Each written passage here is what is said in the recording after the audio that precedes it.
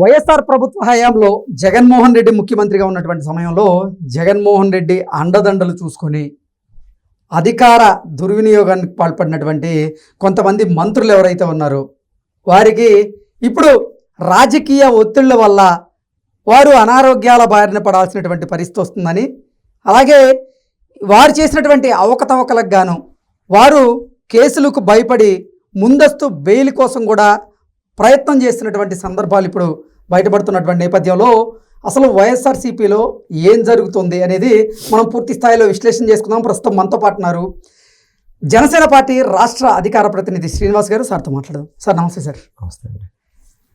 వైఎస్ఆర్సీపీలో ఉన్నటువంటి ముఖ్య నేతలకి రాజకీయ ఒత్తిళ్ల వల్ల అనారోగ్యాలు పాడవుతున్నాయని, అలాగే వారి మీద కేసులు అవుతాయేమో అనేటువంటి భయంతో ఆ భయం వారిని వెంటాడుతూ వారు అనారోగ్యాన్ని కొని తెచ్చుకుంటున్నారు అన్నట్లుగా కొన్ని వార్తలు వస్తున్నాయి. దీన్ని ఎలా చూడాలి సార్? అంటే కృష్ణ గారు, మేము ఈ మధ్యకాలంలో చంద్రబాబు నాయుడు గారు P4 మోడల్ అని పెట్టాడు. అవును, ప్రజలు, ప్రభుత్వం, ప్రైవేటు భాగస్వామ్యంతో ఒక మోడల్ ఆయన పెట్టాడు. ఆయన మోడల్ అది, మా కూటమి ప్రభుత్వం మోడల్ అది, P4 మోడల్. ఇప్పుడు వైఎస్ఆర్ కాంగ్రెస్ పార్టీ కూడా ఒక మోడల్ ఉంది. ఆ మోడల్ ఏంటంటే jail, bail, hospital. Okay. Jail ఏంటంటే ఆల్రెడీ గత 5 సంవత్సరాల్లో అధికారాన్ని అడ్డం పెట్టుకుని నోటుకొచ్చి వాగిన వాళ్ళందరూ కూడా జైలు పాలవుతున్నారు. రెండోది బెయిలు.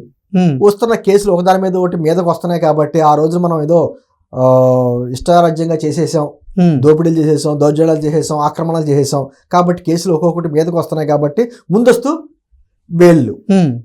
ఈ రెండు కాకుండా మరి తీవ్రమైనటువంటి అనారోగ్య సమస్యలు కూడా వస్తున్నాయి. గుండెపోట్లు వస్తున్నాయి, రకరకాల ఆలోచనలతో పాపం బాత్రూంలో కాలు తిరిగి పడిపోతున్నారు, కళ్ళు తిరిగి పడిపోతున్నారు, రకరకాలుగా ఉంటాయి. ఏంటంటే అది మానసికంగా ఒక బాధ వచ్చేస్తూ ఉంటుంది కదండి. తప్పు చేసిన వాడికి మీరు ఎంత పైకి ఎంత గాంభీర్యంగా మాట్లాడినా లోపల అంతరాత్మ చెప్తా ఉంటుంది. భీతి ఉంటుంది అంటారా? ఖచ్చితంగా ఉంటుందండి. ఎంత దుర్మార్గుడికి నువ్వు చేసిన తప్పు అని ఉంటుంది. తెలియకుండా ఎవడో ఉండడో, తెలియకుండా ఉండు ఎవడన్నా అంటే ఆడ ఏమన్నా మానసిక స్థితి బాగాలేనోడికి తెలియకపోవచ్చమ్మా, కానీ మానసిక పరిస్థితి బాగున్నవాడికి అది చేసేది తప్పు రైట్ అందరికి తెలుస్తుంది. తాగినోడికి కూడా అది చేసిన తప్పు ఒప్పు తెలుస్తుంది కదా. మరీ మత్తులో మునిగిపోయినోడికి తప్ప మామూలుగా మందు తాగినోడికి కూడా తెలుస్తుంది ఏం జరుగుతుందో ఏంటో అని. అది అంత ఇదిగా మాట్లాడి ఎదురు పోలీసు కాబట్టి పక్క పారిపోతా ఉంటాడు, అంతే కదా.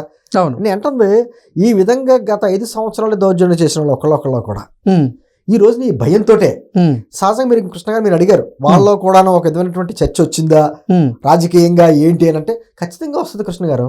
సార్ ఇంకొకటి, ఇక్కడ అసలు వైసీపీ అధినేత జగన్మోహన్ రెడ్డికి అనారోగ్య సమస్యలు ఉన్నాయి, అది ఈ సంవత్సరం తొలగిపోతాయి అన్నట్లుగా ఎగ్జాక్ట్లీ. జగన్మోహన్ రెడ్డి గారికి ఏదైనా అనారోగ్య సమస్యలు ఉన్నాయా? ఆయన కూడా రాజకీయ ఒత్తిడికి లోనవుతున్నారా? అలా కాదండి. జగన్మోహన్ రెడ్డి గారికి అనారోగ్య సమస్యలు ఉన్నాయో, లేకపోతే మానసిక సమస్యలు ఉన్నాయో, లేకపోతే ఎదురింటి బెదిరింపులు ఏమన్నా ఉన్నాయో ఏంటో మనకు తెలియదు. ఎందుకంటే అతను అనారోగ్యం గురించి ఎప్పుడు బయట చెప్పలా.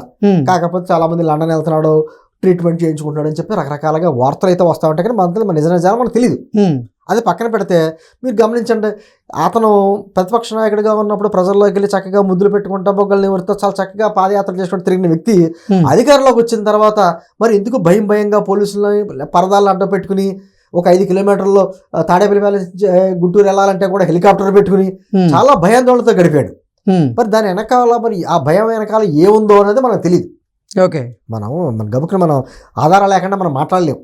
అంత ఎందుకు భయపడ్డాడో 5 సంవత్సరాలు అధికారంలో ఉన్నప్పుడు, లేనప్పుడు భయపడతాడు ఎవడన్నా, కానీ ఉన్నప్పుడే భయపడ్డాడు, లేనప్పుడు స్వేచ్ఛగా తిరిగాడు. అంటే వాతావరణం అంతా చూడండి. ఈ రోజున విడుదల రజనీ ఉందండి, ఆవిడ మీద ఏదో కేసు వచ్చింది. గతంలో ఆవిడ ఏం చేసింది అన్నది ఆధారాలతో సహా బయటికి విజిలెన్స్ కమిటీ బయట పెట్టింది. అతను సహకరించినటువంటి IPS ఆఫీసర్ పేరు కూడా చెప్పింది. ఆమె ఎంత తీసుకుందో, అతను ఎంత తీసుకున్నాడో, ఆ PA ఎంత తీసుకున్నాడో కూడా వచ్చింది. అలా మరిది గారి దగ్గరుండి ఎటువంటి కార్యక్రమాలు చేసాడో వచ్చింది.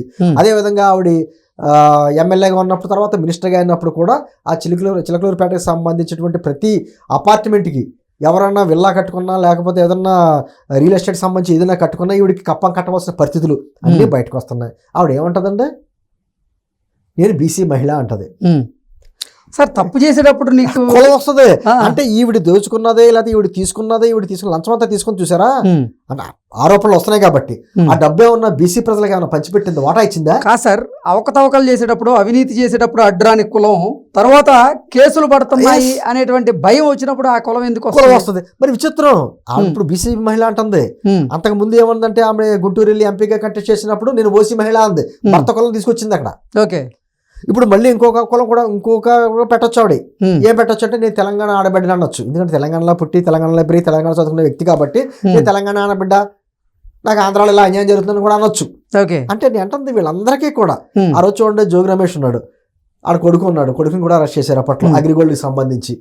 అతను జోగి రమేష్ మాట్లాడిన భాషా విధానం అంతా మనం చూసాం. అతను కొడుకు మీదకి వచ్చి అతను అరెస్ట్ చేసేటప్పుడు బీసీ, నన్ను బీసీ వ్యక్తి కాబట్టి నన్ను కూటమి ప్రభుత్వం ఇలాగా హింసిస్తుంది. బీసీ వ్యక్తి అయితే ఏంటరా, ఓసీ అయితే బీసీ ఓసీ, లేకపోతేనేమో లింగ భేదాలు కుల భేదాలు పెట్టి రాజ్యాంగం రాయలా, తప్పు ఎవరు చేసినా ఒక రకంగానే శిక్ష వేస్తారు. కూటమి ప్రభుత్వం అధికంగా ప్రాధాన్యత ఇస్తుంది బీసీ కులానికి కదా. అది వేరే, పక్కన పెట్టండి ఆ విషయాలు పక్కన పెడదాం. మన అభివృద్ధి మనం ఎవరైనా దగ్గర పెట్టుకుంటామని పక్కన పెడదాం.